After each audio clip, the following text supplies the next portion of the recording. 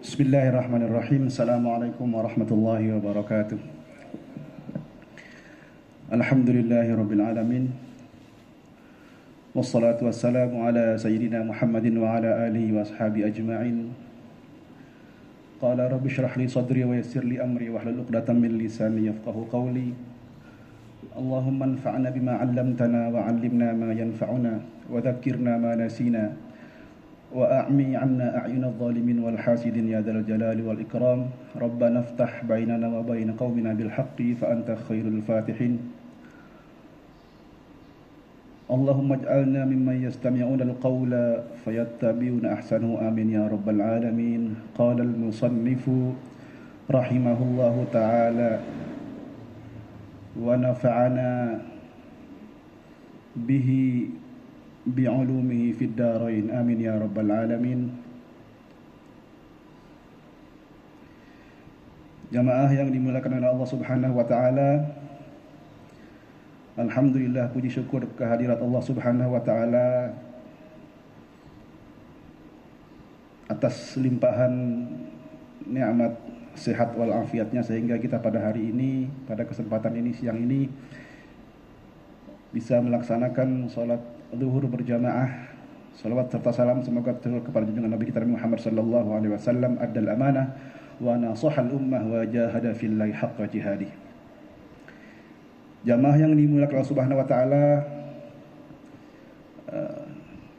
insyaallah siang ini kita akan melanjutkan kajian pembacaan kitab Bulughul Maram karya Imam Ibnu Hajar Al-Asqalani,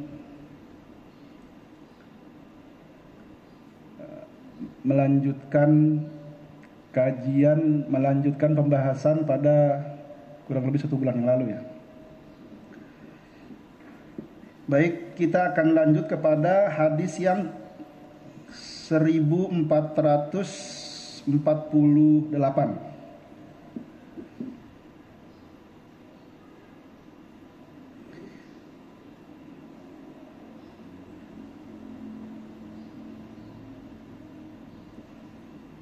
Bismillahirrahmanirrahim. Hadis yang ke 1448, kalau di dalam syarahnya ini hadis yang ke 1262.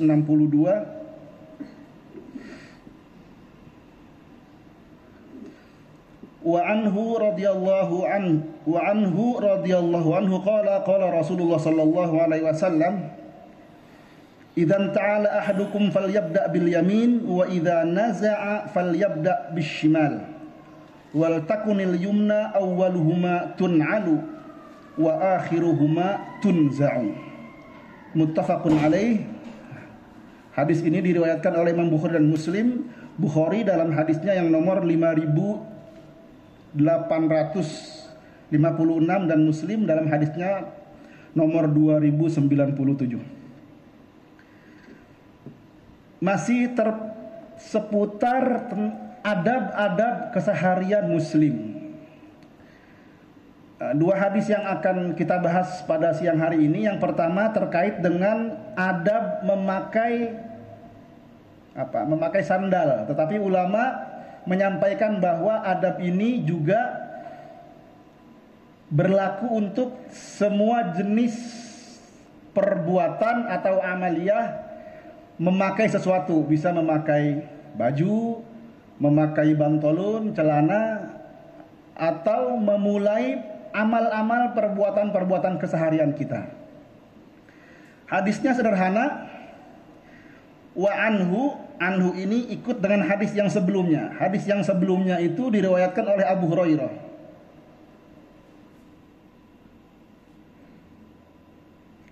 Wa anhu yakni an Abi Hurairah, dari Abu Hurairah radhiyallahu anhu. Bersabda Rasulullah sallallahu alaihi wasallam, "Idzan ta'ala ahadukum," apabila engkau hendak memakai slipper, sandal atau sejenisnya, sepatu, sandal ya. "Falyabda' bil yamin," maka hendaklah engkau memulainya dengan yang sebelah kanan, kaki kanan dulu. "Wa idza naza'a falyabda' bishimal," dan jika engkau melepasnya maka falyabda' bishimal, maka lepaslah dulu bagian yang sebelah kiri. wal takunil yumna awwaluhuma tun'alu, maka jadikanlah yang sebelah kanan itu adalah awwaluhuma tun'alu, yang pertama dipakaikan alas kaki atau sendal, wa akhiruhuma tunza'u, dan yang terakhir yang dilepaskan. Ya. Saya kira fikhu hadis dari sabda Rasul ini, hukum yang dapat kita simpulkan istidlal dari hadis ini, mungkin kita semua sudah tidak perlu penafsiran lebih jauh, tidak perlu keterangan lebih jauh. Artinya bahwa setiap kita memakai sandal, sepatu, baju, atau apapun yang kita kenakan pada badan kita, maka hendaklah dimulai dari yang sebelah kanan. Dan jika melepasnya, maka lepas sebelah kiri dulu, dan yang akhir itu sebelah kanan. Ya. Kemudian karena ini sabda Rasulullah, saya sudah sampaikan berkali-kali dalam kajian ini, karena perintah itu pada awalnya al-amru yaqtadiril wujub. Dalam ilmu usul fikih, setiap perintah itu pertama harus kita maknai sebagai sebuah kewajiban. Illa, kecuali ada dalil lain, ada qaid lain, ada keterangan lain yang kemudian mendowngrade, menurunkan tingkat perintah ini menjadi bukan wajib lagi. Bisa jadi mustahab atau sunnah, atau mungkin malah menjadi hal yang jaiz saja, yang boleh saja. Pertanyaannya, apakah perintah memakai sendal, sepatu, atau baju dengan memulai yang sebelah kanan dan melepaskannya itu dimulai dari kiri dan yang akhir kanan itu perintah yang sifatnya wajib ataukah sunnah?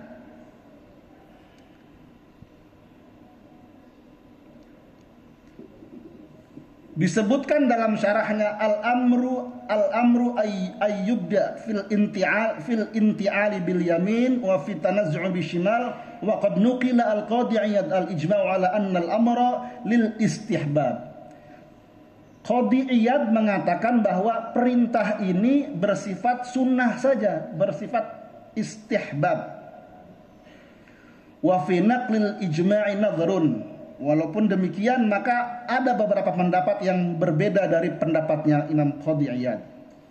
Faqad qala Ibnu Abdil Bar, Imam Ibnu Abdil Bar, seorang hakim dan ulama hadis terkemuka pada masa Bani Umayyah II di Andalusia, Al-Qurtubah atau yang disebut dengan Cordoba. Imam Ibnu Abdil Bar, ulama Cordoba, menyebutkan bahwa man bada'a fil inti'ali bil yusra asa'a li mukhalafatis sunnati. Menurut Imam Ibnu Abdul Bar, kalau ada orang yang memakai sandal atau sepatu atau baju yang dimulai dari sebelah kiri dan diakhiri dengan sebelah kanan, apa katanya? Faqad asa'a, dia sudah berbuat buruk, dia sudah berbuat hal yang kurang terpuji menurut Imam Ibnu Abdul Bar. Kenapa? Limukhoolafatis sunnati, karena perbuatan itu menyimpangi atau berlawanan dengan sunnah, berlawanan apa yang selama ini dipraktekkan oleh Rasulullah Sallallahu Alaihi Wasallam. Ya.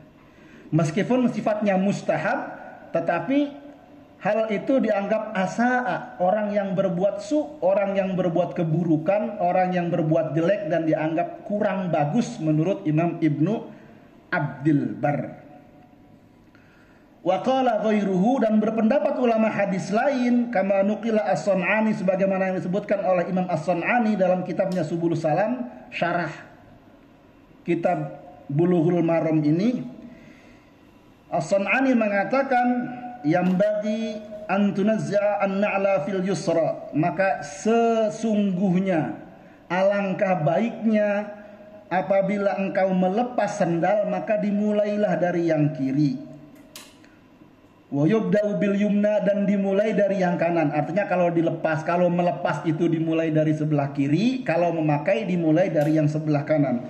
Wa hadza yufhamu minhu al-wujub. Kalau menurut Imam As-Sun'ani, ini perintah Rasul wajib hukumnya.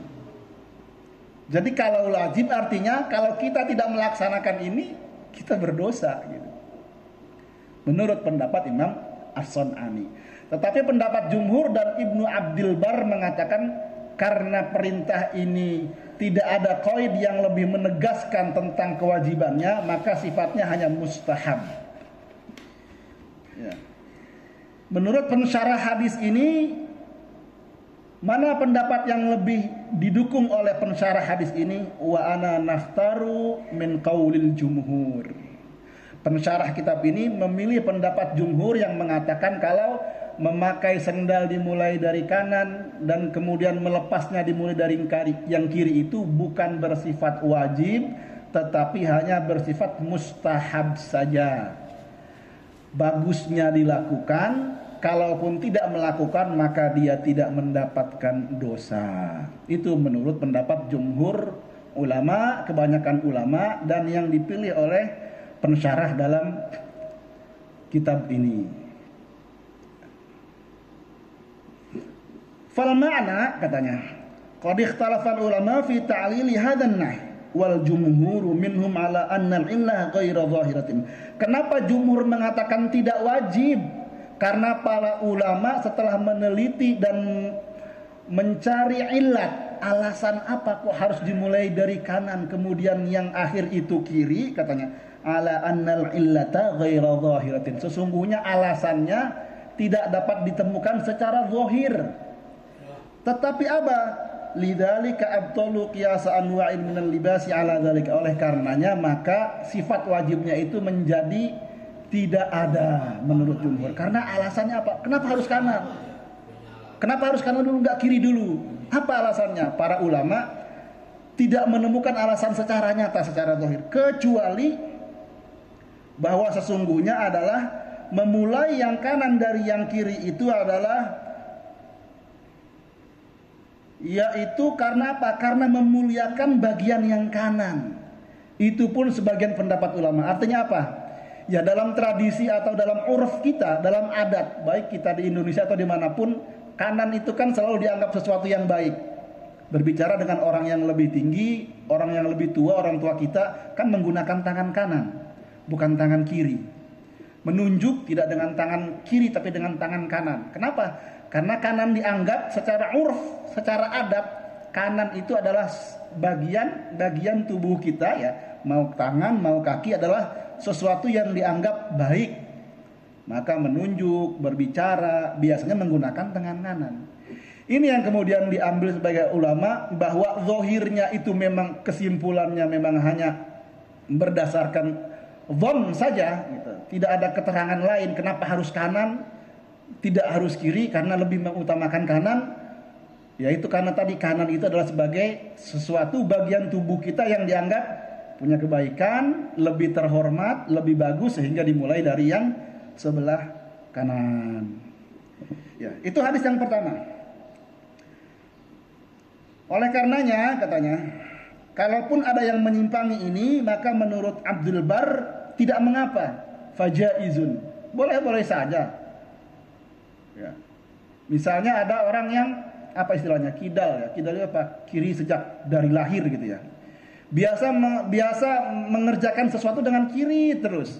Apa kemudian kalau haram kemudian dia dosa sepanjang hidupnya karena terbiasa memulai dari kirinya? Kan tidak. Sehingga oleh karena Ibnu Abdul Bar ya mustahab saja. Sesuatu yang dianggap baik, sesuatu yang dianggap secara uruf, secara adat memang kanan itu adalah sesuatu yang lebih dimuliakan, sebelah kanan gitu kan. Maka ketika ada orang yang terbiasa dengan kiri pun ya monggo-monggo saja gitu. Walaupun secara umum hadis ini mengatakan lebih baik dengan yang sebelah kanan. Pakai baju dari yang sebelah kanan dulu. Pakai celana masukkan misalnya lubangnya dari sebelah kanan dulu. Nanti melepas demikian. Pakai sendal begitu. Pakai sepatu juga begitu. Dan dalil lain dikatakan bahwa setiap kebaikan itu selalu dianjurkan dalam Islam, masyru'nya itu dengan kanan. Masuk masjid dimulai dengan kaki kanan, begitu kan.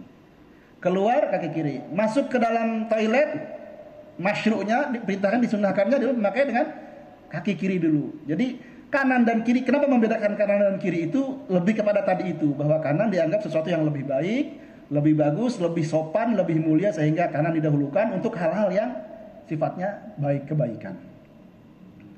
Wallahu a'lam bimuradi. Baik, kita melanjut kepada hadis yang ke berikutnya 1449.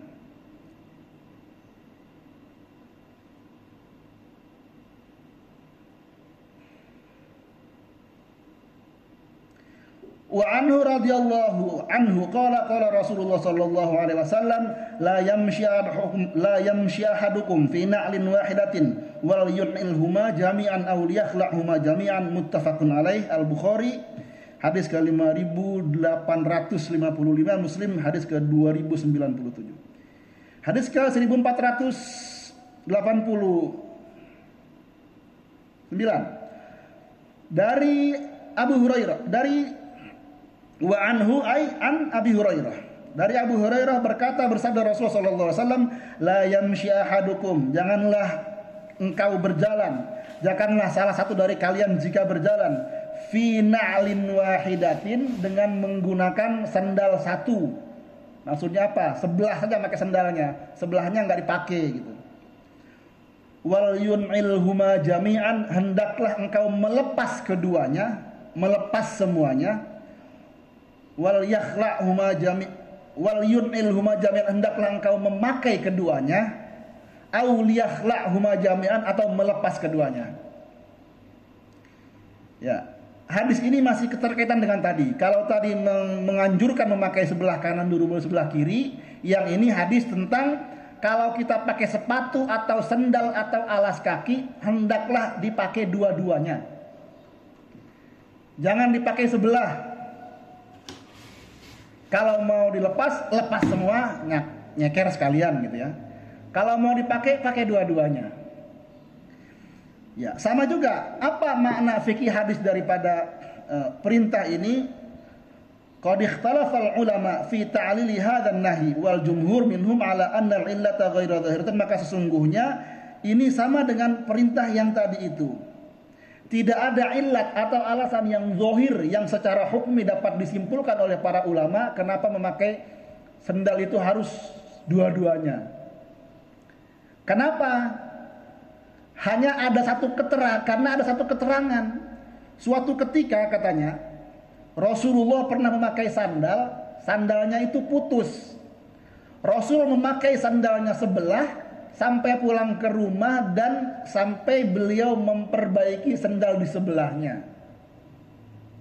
Maka atas kejadian ini fal yun'ilhuma jami'an aw liyakhla'huma jami'an, itu sifatnya hanya khuluqi, hanya sifatnya anjuran, hanya sifatnya akhlak saja untuk menjaga muru'ah.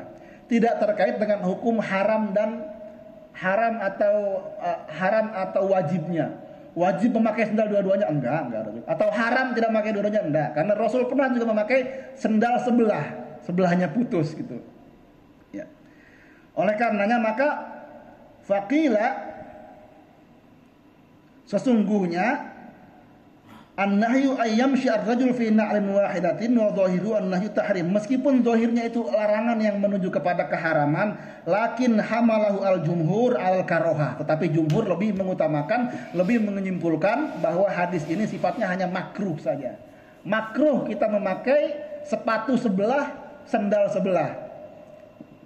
Ya, saya kira kita semua sepakat kalau pakai sandal atau sepatu sebelah itu aneh juga jadinya ya. Masa pakai sepatu sebelah, maka pakai sendal sebelah, kan enggak etis juga, secara etika, secara moral juga enggak pas lah gitu ya.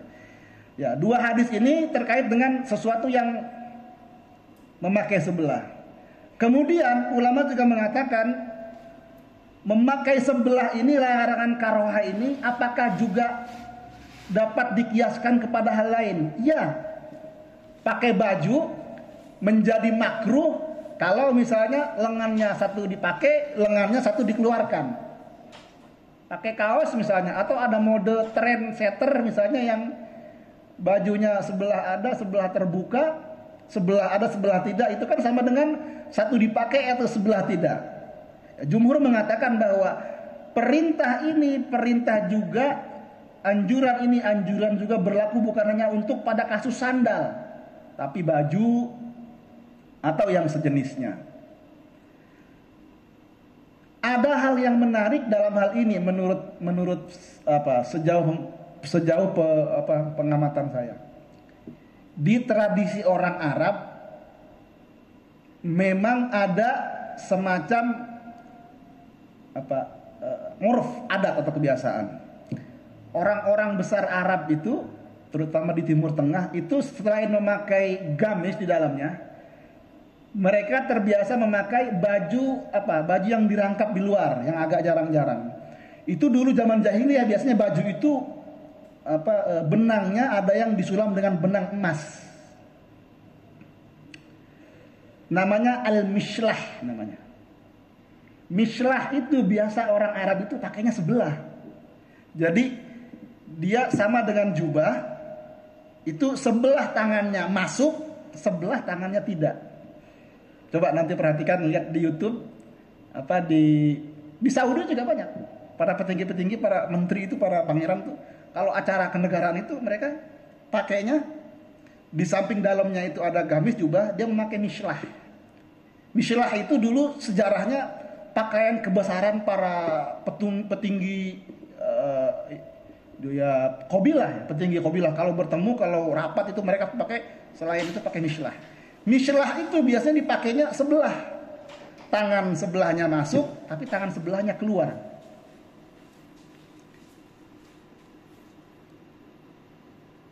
Ulama Timur Tengah berbeda pendapat tentang mishlah. Kenapa?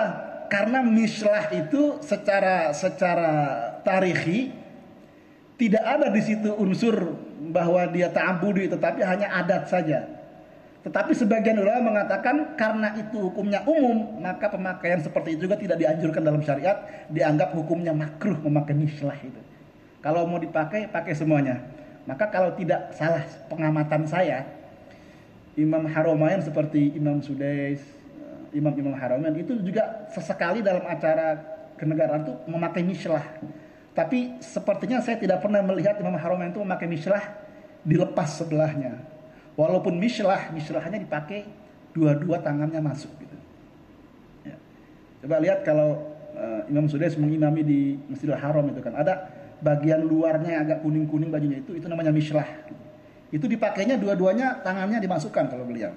Tapi kalau para petinggi-petinggi, para pangeran, raja dan sebagainya, itu biasanya karena adatnya dari dulu, dari semenjak zaman Islam sudah datang itu mereka mishlah itu sebelah dikeluarkan tangannya.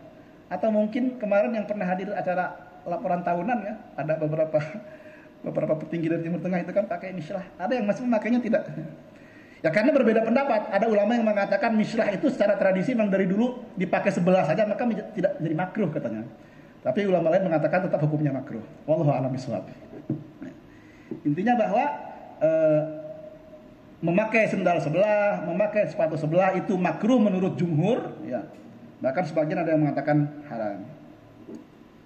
Jamaah yang dimuliakan Allah Subhanahu wa taala sudah 12:42. Padahal ini ada satu hadis lagi yang menurut saya menarik. Nanti kita akan bahas selanjutnya kalau tidak cukup pada pertemuan kali ini. Saya kira dua hadis ini cukup. Hadis yang berikutnya ini terkait dengan isbal sebetulnya. Isbal ini bahasanya panjang. Kalau saya bahas mungkin nggak cukup 5 menit tentang isbal, tentang khuyala ini. Karena dulu tahun-tahun berapa? Ya awal-awal ketika masih belum tenar perbandingan mazhab, itu orang sempat kaget karena ada yang mengatakan bahwa ya kurang lebih tren celana cingkrang itu kan asalnya dari perdebatan hadis tentang isbal atau hadis tentang khuyala itu. Ini hadisnya panjang, nanti kita akan lanjutkan pada pertemuan berikutnya. Untuk kali ini saya kira cukup, kurang lebihnya mohon maaf, mudah-mudahan ada manfaatnya. Terima kasih. Yang benar itu datang dari Allah, yang keliru itu datang dari hamba yang fakir ini yang masih banyak belajar. Assalamualaikum warahmatullahi wabarakatuh.